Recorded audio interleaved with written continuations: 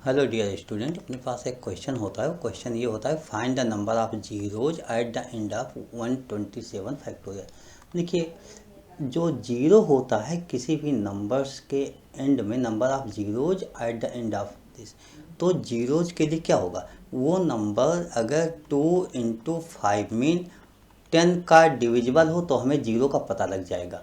10 का डिविजिबल होना चाहिए, यानी नंबर 2 और 5 का डिविजिबल होना चाहिए, इससे डिवाइड होना चाहिए।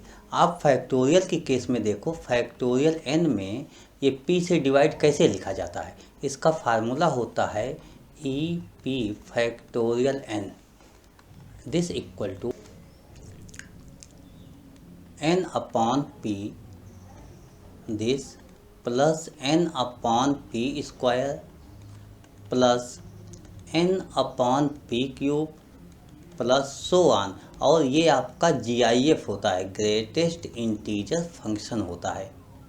अब हम इसमें देखें E2 हमें निकालना, इसका मतलब E2 और 127 के फैक्टोरियल में निकालना है और E5 निकाल लेना है 127 के ही फैक्टोरियल में। मतलब हमें ये निकाल लेना है किसी भी तरीके से 2 से कितनी बार डिवाइड हो रहा है, 5 से कितनी बार डिवाइड हो रहा है। तो 2 से निकालने के लिए E2 जब हम निकालेंगे 127 का फैक्टोरियल, तो ये हो जाएगा 127 divide by 2 first plus 127 divide by 2 square plus 127 divide by 2 cube plus 127 divide by 2 the power 4 plus 127 divide by 2 the 5 and plus 127 to the power 6, to the power 6 64 होता है, plus 127 divide by 2 the power 7 128। अब ये ज़्यादा हो गया तो इसका मतलब यहीं पे ग्रेटेस्ट इंटीजर फंक्शन, इसके यहीं पर ग्रेटेस्ट इंटीजर फंक्शन काम नहीं करेगा, तो इसके आगे हमें सॉल्व करने की ज़रूरत नहीं है। अब हम इसी को सॉल्व कर लेते हैं। 127 डिवाइड बाई 2, इसको अगर हम 2 से डिवाइड कर लें तो ये 2 6 जा 12, 2 3 जा 6, और पॉइंट में यहाँ लिखा नहीं जाता, ग्रेटेस्ट इंटीजर फंक्शन होगा।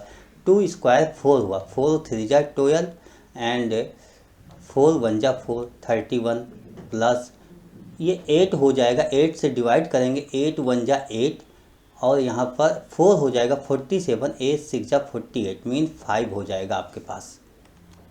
और नेक्स्ट स्टेप इसके बाद देखें तो 2 की पावर 4 16, 16 7 जा आप लोग 88 जा 128 होता है, इसका मतलब 7 ही होगा, तो प्लस 7 हो जाएगा दिस, प्लस यहाँ पर 32 हो जाएगा और 32 से जब आप इसको डिवाइड करोगे 3 4 जा ज़्यादा होगा, इसलिए आप 3 ही लिखोगे, यहाँ पर 3 हो जाएगा, प्लस लास्ट में दिस स्टेप को देखो 1 पॉइंट समथिंग आएगा, इसका मतलब 1 लिखा जाएगा, और ये तो 0 पॉइंट में हो गया और 0 0 0 हो जाएगा। अब आप इसको देख लीजिए, इसको पूरा ऐड कर लीजिए, ऐड करोगे 63 प्लस 31 प्लस 15 प्लस 7 3 10 1 11 11 एंड 15 26 26 6 1 7 3 9।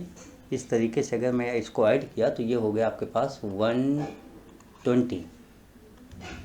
इसी के बाद अब हमें E5 भी निकाल लेना चाहिए, तो E5 127 फैक्टोरियल, मतलब 5 से कितनी बार डिवाइड होगा, 127 5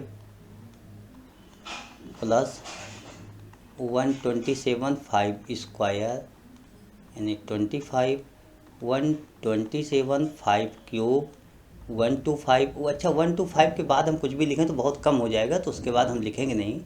अब ये 127 को 5 से 5 2 जा 10, 5 5 जा 25 प्लस 25 5 जा 125 होता है, 5 जा होगा, प्लस 125 1 जा होगा, उसके बाद नहीं लिखेंगे, तो इसको ऐड कर लिया 31। देखिए 31 टाइम्स 5 आ गया है और 120 टाइम्स 2 आया है, इसका मतलब 10 तो केवल 31 टाइम बनेगा। 10 कितनी टाइम्स बनेगा, 31 टाइम्स बने। ये मान लो इसका जो मिनिमम नंबर होगा वही होगा, तो इसका मिनिमम नंबर आपका कितना हो गया, 31 हो गया। तो 31 आपका हो गया, 31 जीरोज आपके पास आ जाएंगे। I hope you understood explanation of this question. Okay, thank you, bye.